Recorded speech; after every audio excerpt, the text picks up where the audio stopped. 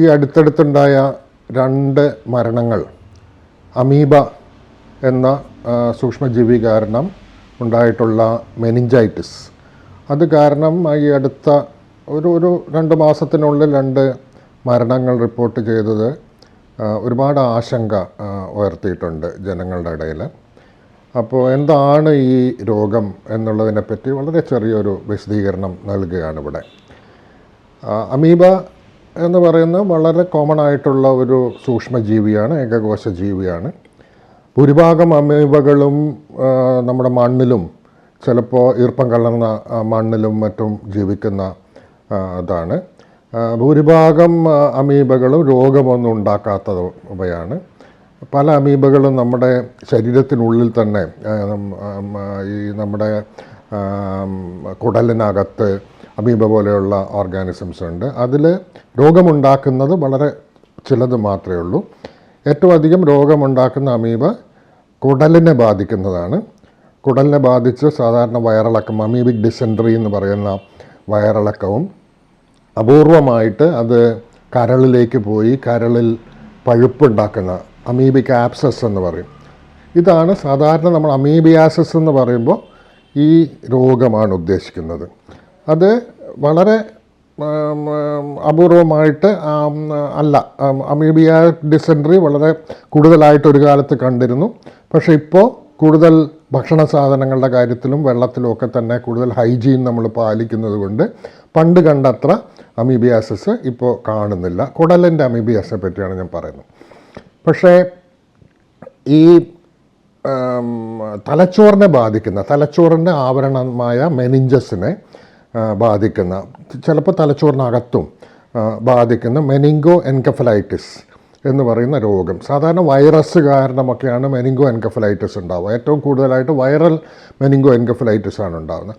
അപൂർവമായിട്ട് പിന്നെ ബാക്ടീരിയ കാരണം മെനിഞ്ചൈറ്റിസ് വരാം. അതും വളരെ കൂടുതലായിട്ട് പണ്ട് കണ്ടിരുന്നു, ഇപ്പം അത്ര അധികം കാണുന്നില്ല. പ്രത്യേകിച്ചും കുട്ടികളുടെ ഇടയിലുള്ള മെനിഞ്ചൈറ്റിസ് എല്ലാം അതിന് കാരണമായിട്ടുള്ള ബാക്ടീരിയകളെ നമ്മൾ വളരെ ഇഫക്റ്റീവായിട്ട് ഇപ്പോൾ വാക്സിനേഷൻ കാരണം, അത് കാരണം ഹിബ് എന്ന് പറഞ്ഞ വാക്സിനേഷൻ ഇപ്പോൾ എല്ലാ കുട്ടികൾക്കും കൊടുക്കുന്നത് കൊണ്ട് പണ്ട് വളരെ കൂടുതലായിട്ട് കണ്ടിരുന്ന ആ മെനിഞ്ചൈറ്റിസ് ഇപ്പോൾ ഏതാണ്ട് പൂർണ്ണമായിട്ട് ഇല്ല എന്ന് തന്നെ പറയാം. അത്ര അപൂർവമായിട്ട് മാത്രമേ കാണുന്നുള്ളൂ. അത്യപൂർവമായി മാത്രമാണ് അമീബ കാരണമുള്ള മെനിഞ്ചൈറ്റിസ് ഉണ്ടാകുന്നത്. അതും തന്നെ സാധാരണ കുടലിൽ രോഗമുണ്ടാക്കുന്ന അമീബയല്ല, മറ്റൊരു തരം അമീബകളാണ് ഈ രോഗമുണ്ടാക്കുന്നത്. നെഗ്ലേറിയ എന്ന് പറഞ്ഞ ഒരു തരം അമീബയാണ് ഏറ്റവും കൂടുതൽ അങ്ങനെയുള്ള മെനിഞ്ചൈറ്റിസ് ഉണ്ടാക്കുന്ന അമീബ. അതല്ലാതെ അപൂർവം മറ്റു ചില അമീബകളും, ഹാർട്ട്മനല്ല മുതലായിട്ടുള്ള മറ്റു ചില അമീബകളും അപൂർവമായിട്ട് ഇത് ഉണ്ടാക്കാം. എങ്കിലും നമ്മൾ അതിൻ്റെ ഒരു പെർസ്പെക്റ്റീവ് നോക്കണമെന്നുണ്ടെങ്കിൽ ഒരു കാര്യം മാത്രം ആലോചിച്ചാൽ മതി. ഈ അമീബിക് മെനിഞ്ചൈറ്റിസ് ഉണ്ടാവാനുള്ള പ്രധാനമായിട്ടുള്ള കാരണം ഈ വെള്ളത്തിൽ കണ്ടാമിനേറ്റ്, ഈ അമീബയുള്ള വെള്ളത്തിൽ കുളിക്കുന്നത് കാരണം, അതിൽ പോയി നീന്തുക, കുളിക്കുക ഒക്കെ ചെയ്യുന്നത് കാരണം അപൂർവമായി വരുന്ന ഒരു രോഗം മാത്രമാണ്. അപ്പോൾ കേരളത്തിൽ കഴിഞ്ഞ 5 വർഷത്തിനുള്ളിൽ ഏറി വന്നാൽ ഒരു 5 കേസിലധികം ഉണ്ടായിട്ടില്ല എന്നുള്ളത് ആലോചിക്കാം. ഇപ്പോൾ നമ്മൾ ഈ പറയുന്ന ഈ 2 കേസുകളും അതല്ലാതെയുള്ളതൊക്കെ നോക്കിയാലും 5-ന് കൂടുതലില്ല. അത് താരതമ്യം ചെയ്യേണ്ടത് കുളിക്കാൻ പോകുന്ന കുളി സ്ഥലങ്ങളിലും മറ്റും മുങ്ങി മരിക്കുന്ന ആൾക്കാരുടെ എണ്ണം 5000-ലധികമാണ് 5 വർഷം കൊണ്ട്. അപ്പോൾ 5000-ലധികം പേര് മുങ്ങി മരിക്കുന്ന ഒരു നാടാണ് നമ്മൾ. അവിടെ 5-ൽ താഴെ മാത്രം വരുന്നൊരു സാധനം അതിഭയങ്കരമായിട്ടൊരു ഭീതി പരത്തേണ്ട ഒരു രോഗമല്ല എന്നുള്ളത് ആദ്യമായിട്ട് മനസ്സിലാക്കണം. രണ്ടാമത്തെ കാര്യം, ഇത് മറ്റ് പല പകർച്ചവ്യാധി, അണുബാധയാണെങ്കിൽ പോലും മറ്റ് പകർച്ചവ്യാധികളെ പോലെ ഒരാളിൽ നിന്ന് വേറൊരാളിലേക്ക് പകരില്ല. ഒരു അണുബാധ ഉണ്ടായിട്ടുള്ള ഒരാൾക്ക് രോഗമുണ്ടെങ്കിൽ അയാളുടെ എന്ന് വേറൊരാളിലേക്ക് പകരില്ല എന്നുള്ള കാര്യം ഓർക്കണം. അപ്പോൾ എങ്ങനെയാണ് ഈ രോഗം വരുന്നത്? മിക്കവാറും എല്ലാ കേസിലും ഈ രോഗം വരുന്നത് 90% ലോകത്തിൽ എടുത്തു കഴിഞ്ഞാൽ 90% കേസുകളിലും ഈ കുളി സ്ഥലങ്ങൾ, പ്രത്യേകിച്ച് സ്വിമ്മിംഗ് പൂളുകൾ, അല്ലാതെയുള്ള കുളങ്ങൾ. നമ്മുടെ നാട്ടിൽ നോക്കിക്കഴിഞ്ഞാൽ കുളങ്ങൾ, പലതരത്തിലുള്ള കുളങ്ങൾ ആണ് ഇതിനുള്ള പ്രധാന സ്രോതസ്സ്. അതിൽ തന്നെ ഈ അമീബ വളരുന്നത് വളരെ തണുപ്പുള്ള സ്ഥലങ്ങളിലല്ല, ചൂട് കൂടുതലുള്ള സ്ഥലങ്ങളിലാണ്. അപ്പോൾ ഈ വെള്ളം കുറച്ച് ചൂടധികം ഉണ്ടെങ്കിൽ ഒരു 45 ഡിഗ്രി വരെയൊക്കെ ഉള്ള ചൂടിൽ പോലും ഈ അമീബയ്ക്ക് വളരാൻ വേണ്ടി കഴിയും. അപ്പോൾ പലപ്പോഴും ഇത് വളരുന്നത് ചൂട് കൂടുതലുള്ള സ്ഥലങ്ങളിൽ, കുളങ്ങളിലൊക്കെ ബാക്കി ഉള്ള ജീവികൾ, ചെറിയ ബാക്ടീരിയകളെ തിന്ന് ജീവിക്കുന്ന മറ്റ് ജീവികൾക്കൊന്നും ജീവിക്കാൻ പറ്റാത്ത അവസ്ഥയിലും ഈ അമീബയ്ക്ക് വളരാൻ കഴിയുകയും അതിനപ്പോൾ കോമ്പറ്റീഷനൊന്നുമില്ല, ഒരു മത്സരമില്ലാതെ ഉള്ള ബാക്ടീരിയകളൊക്കെ തിന്ന് ജീവിക്കാൻ ഉള്ള അവസരം കിട്ടുന്ന സമയത്ത് അവിടെയാണ് ഇത് പെരുകുകയും അങ്ങനെയുള്ള സ്ഥലങ്ങളിലാണ്, അവിടെ കുളിക്കുമ്പോഴാണ് ഇത് കൂടുതൽ വരികയും ചെയ്യുക. അപ്പോൾ വാം വാട്ടേഴ്സ് എന്ന് പറഞ്ഞാൽ കുറച്ച് ചൂട് കൂടുതലുള്ള നമ്മുടെ നാട്ടിൽ, പക്ഷേ പല സ്ഥലങ്ങളിലും അങ്ങനെ ഉണ്ടാവാം എന്നുള്ള അറിയേണ്ടതാണ്. സ്വിമ്മിംഗ് പൂളുകളുടെ കാര്യത്തിൽ ക്ലോറിനേഷൻ ചെയ്യുന്ന സ്വിമ്മിംഗ് പൂളിൽ ഇത് ഉണ്ടാവില്ല. നല്ല രീതിയിൽ ക്ലോറിനേഷൻ ചെയ്യുന്ന ഒരു സ്വിമ്മിംഗ് പൂളിലാണ് കുളിക്കുന്നതെങ്കിൽ ഉണ്ടാവില്ല.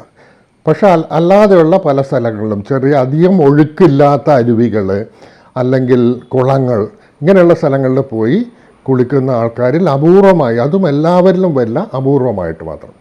അവിടെ ഈ അമീബകൾ ഇതിനകത്ത് പെരുകിയിട്ടുണ്ടെങ്കിൽ അവ നീന്തി കളിക്കുന്ന അമീബകളാണ്. ഇവ നെഗ്ലേറിയ പ്രത്യേകിച്ചും അത് വളരെ വേഗത്തിൽ അത് നമ്മുടെ മൂക്കിനകത്തോട്ട് കയറുകയും ചിലവരില്ലെങ്കിലും മൂക്കിൻ്റെ ഏറ്റവും മുകളിലുള്ള ചെറിയ സുഷിരങ്ങളുണ്ട്, ചെറിയ ദ്വാരങ്ങളുണ്ട്. ആ മൂക്കിൻ്റെ മുകളിലുള്ള ചെറിയ ദ്വാരങ്ങളിലൂടെ മുകളിലോട്ട് കയറി നേവുകൾ വഴി, അതായത് തലച്ചോറിലേക്ക് പോകുന്ന നേവുകളുടെ പുറത്തുകൂടെ സഞ്ചരിച്ച് അത് തലച്ചോറിൻ്റെ ആവരണത്തിലും പിന്നീട് തലച്ചോറിലേക്കും കയറുന്ന ഒരു സ്ഥിതി വരുന്ന സമയത്താണ് രോഗമുണ്ടാവുന്നത്. അതും എല്ലാവരിലും ഉണ്ടാവില്ല, വളരെ അപൂർവമായിട്ട് മാത്രം ആണിത് കാണുന്നത്. അങ്ങനെ അത്യപൂർവമായിട്ടുള്ള രോഗമാണെങ്കിൽ പോലും ഇതിനുള്ള പ്രശ്നം എന്താണെന്ന് പറഞ്ഞാൽ ഒരിക്കൽ വന്നിട്ടുണ്ടെങ്കിൽ മരണത്തിനുള്ള സാധ്യത വളരെ കൂടുതലാണ്. എല്ലാ മരുന്നുകളും, ഇന്നുള്ള മരുന്നുകളൊക്കെ ഉപയോഗിച്ചാൽ പോലും 90% പേരും മരിക്കുന്ന ഒരു രോഗമാണ്. ഈ രോഗം ബാധിച്ചിട്ടുണ്ടെങ്കിൽ മരണസാധ്യത വളരെ വളരെ കൂടുതലാണ് എന്നുള്ളതാണ് അതിനുള്ള ഒരു പ്രധാന പ്രശ്നം. പല പകർച്ചവ്യാധികളും നമുക്കിന്ന് മരുന്നുകൊണ്ട് അണുക്കളെ നശിപ്പിക്കാൻ പറ്റുമെങ്കിലും ഈ അണുക്കൾ തലച്ചോറിൽ എത്തിക്കഴിഞ്ഞാൽ അതിനെ നശിപ്പിക്കാൻ ഉള്ള വളരെ നല്ല രീതിയിൽ ഉള്ള മരുന്നുകൾ നമുക്കിന്ന് ലഭ്യമല്ല ഇത് ഉപയോഗിക്കുന്നത്. നമ്മൾ പ്രത്യേകം ശ്രദ്ധിക്കേണ്ട കാര്യങ്ങൾ എന്താണെന്ന് ചോദിച്ചാൽ, ഈ റെക്രിയേഷണലായിട്ട് പലപ്പോഴും വെക്കേഷനെല്ലാം പോയി പല സ്ഥലങ്ങളിലും യാത്രയെല്ലാം ചെയ്ത് അവിടെ ഏതെങ്കിലും സ്ഥലത്ത് പോയി വെള്ളത്തിലിറങ്ങി കുളിക്കുകയൊക്കെ ചെയ്യുന്നുണ്ടെങ്കിൽ നമുക്കറിയില്ല അവിടെ ഇത്തരത്തിലുള്ള ഈ ജീവിയുണ്ടോ ഇല്ലയോ എന്നുള്ളത് അറിയില്ല. അപ്പോൾ അങ്ങനെയുള്ള സാഹചര്യങ്ങളാണ് എപ്പോഴും കൂടുതൽ വരുന്നത്.